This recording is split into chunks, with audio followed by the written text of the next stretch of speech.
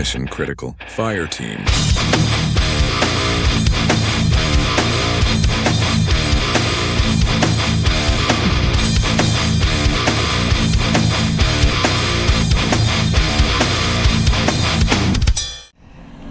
All right, guys. Well, we made it out to the parking lot with the Fireteam I just picked up. So with this Fireteam, basically the rundown, I'll go through it in more detail after. And sorry if the wind is blocking the sound or whatever, but I put everything, I upgraded my V6 Creighton, and so I put all the electronics, servo, ESC, motor, and gearing all inside of this Fireteam. So that's what I'm running. So basically whatever the 6S Creighton V6 did is what this should do in terms of speed, but we're gonna find out. That's why I found it a little bit curious, so let's see. We've got the GNSS performance analyzer. We're gonna put it on track. We're gonna put start. All right, we are reading. Let's see what she's got.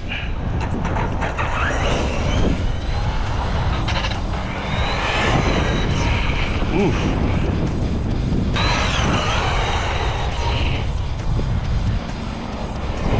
Let me try.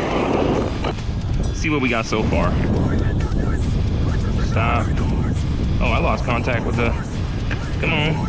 There we go. Stop. Read. 57. See, I don't know if we got full speed on that. Oh, might have a dead battery too. Oh yeah, we do. Yeah, we're on LBC. All right, guys, we made it to the ramp. We're gonna find out what this Fireteam's got. And also wanted to ask if you'll bear with me for a second and look outside. We put some flags up out there. That first orange flag is about 87 feet. We use a measuring wheel, and the second flag is 126 feet. Now, I don't think this thing's gonna make it to 126 feet. Which is fine, you know. This is the first time I have it out. You know, I'm not really, my expectations are not very high for this thing. I just wanted to get it out and bash it and give you guys something to watch.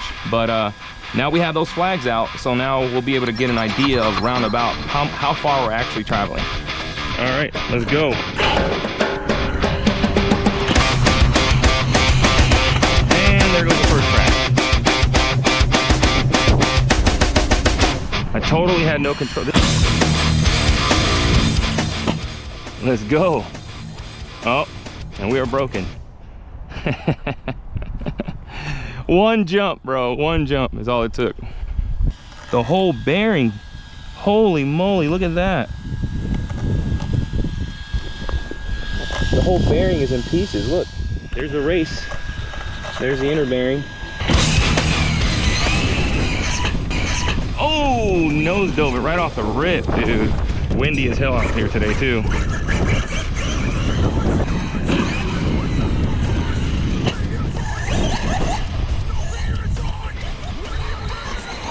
So if that's 87 feet, it probably made it to about 60 feet. Woo! Oh my God, bro. So that was 87 feet for sure.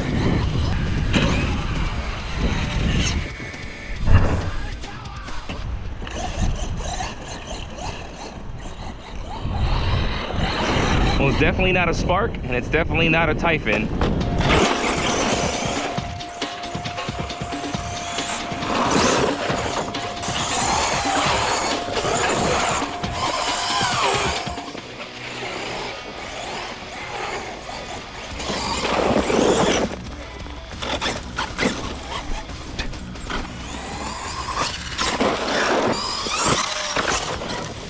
Ooh, oh wow.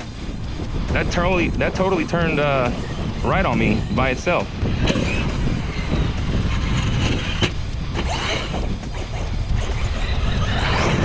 All right, well. Woo, there we go, baby. One thing I learned about unboxing this thing, Arrma has made a lot of improvements, man. They've made a lot of improvements. You don't realize until you open up one of these like stock, basically like a BLX 6S car. Bro, that was crazy. Woo! Wow, that was so crazy, dude. That thing was zigzagging left to right. I barely made it up that ramp. I lost all power. Holy moly. Oh, look at the receiver box.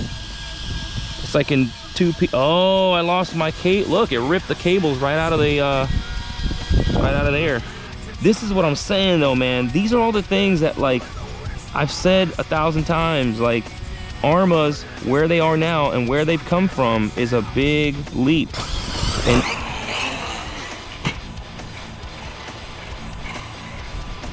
we got bad bearings all the way around. Oh, all the bearings are shot, dude. It's crazy the amount of damage this thing is taking.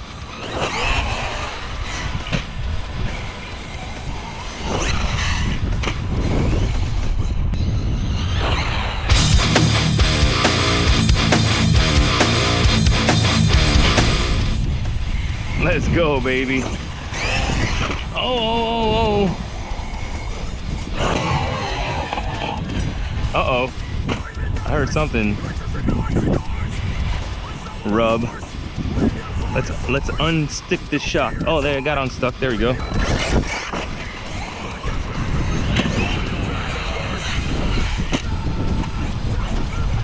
Well, we are on the stock ESC and motor now.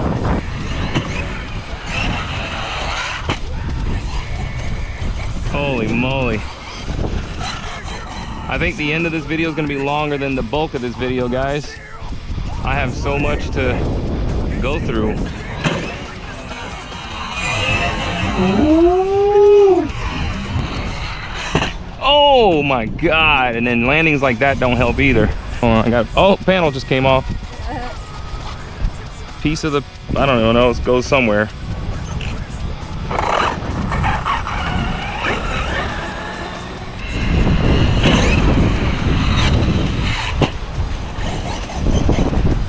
We got those flags. I don't remember what I landed on. I haven't even been paying attention to that part.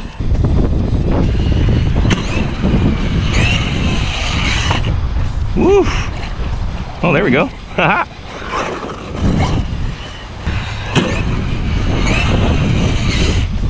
Woo!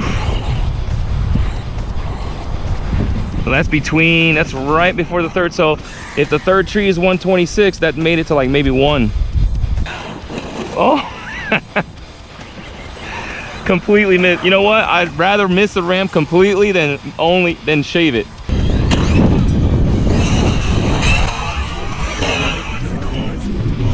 Oh my God. This poor thing, dude.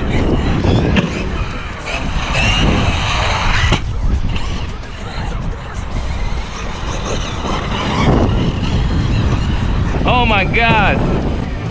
Oh my God.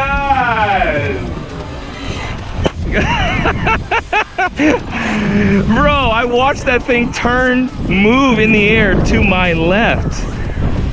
The wind literally carried it to the left in the air. That was nuts.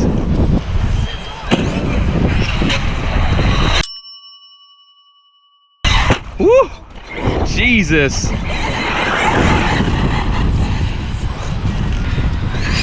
Oh! Bro, I'd much rather miss the ramp completely than to shave it, so. Oh.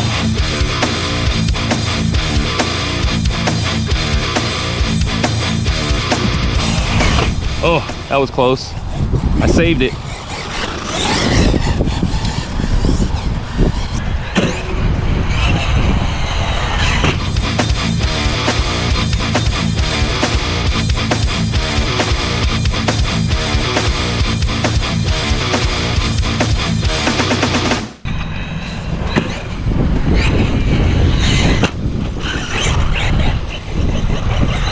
I didn't set the brake punch either.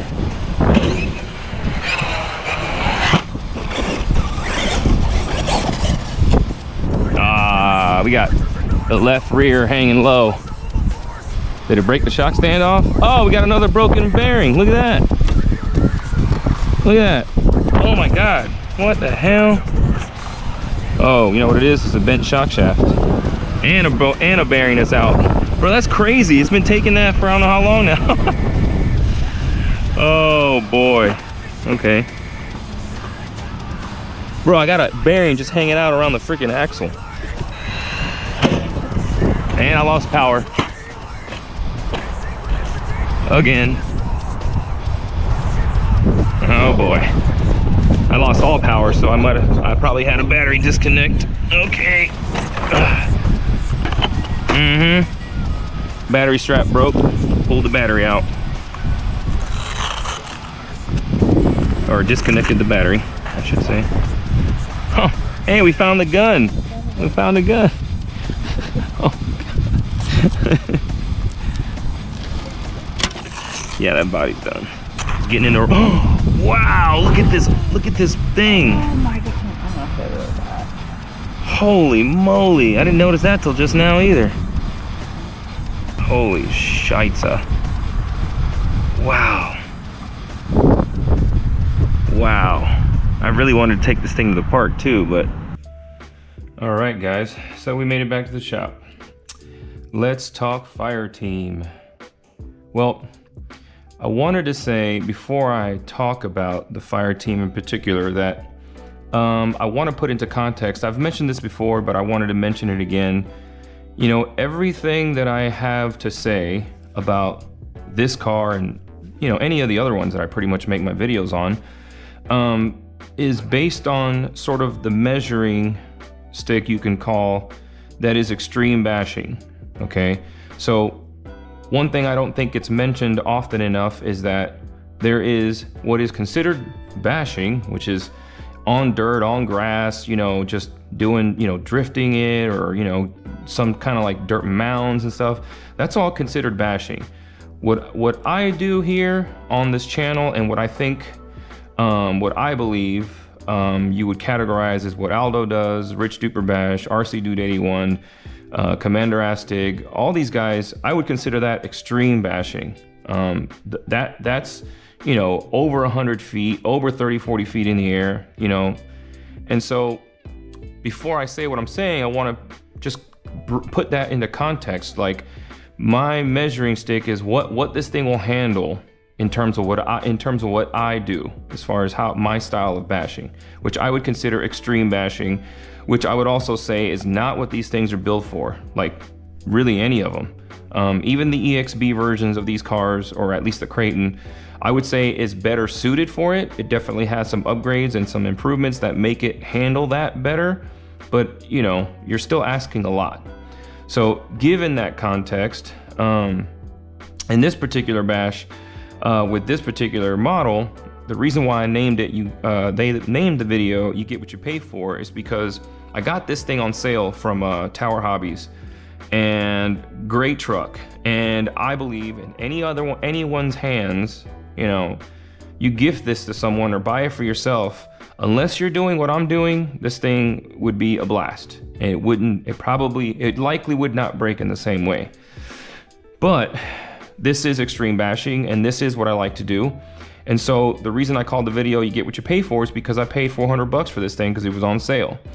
And that 400 bucks got me basically what I would consider kind of like a 3 to 5 year old BLX 6S truck from Arrma.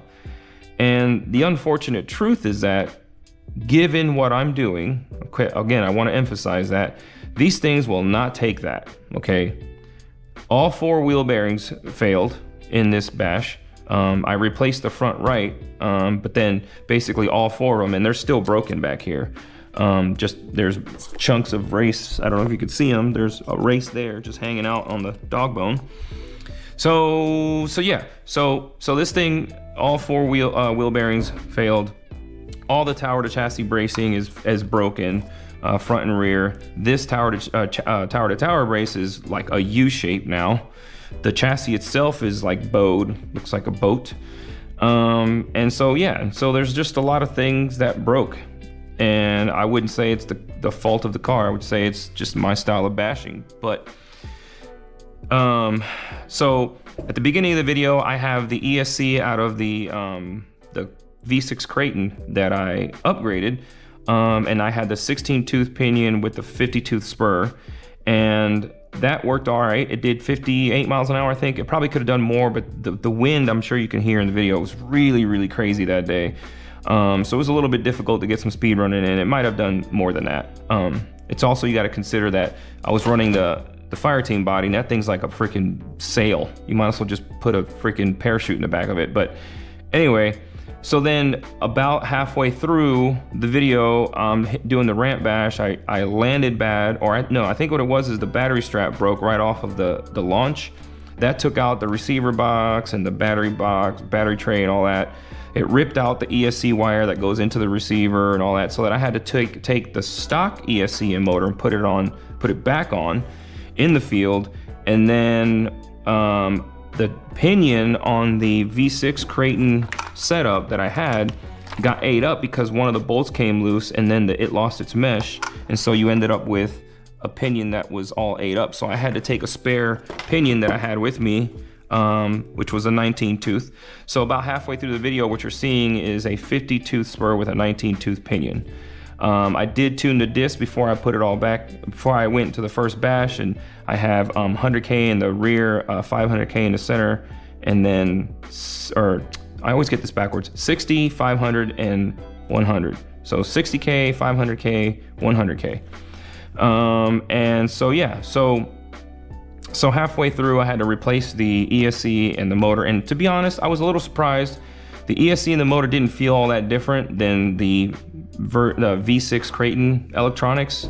The servo definitely felt better. The newer version 6S car servos, the S665 servo, is actually really good, especially since it's like that's just a stock servo.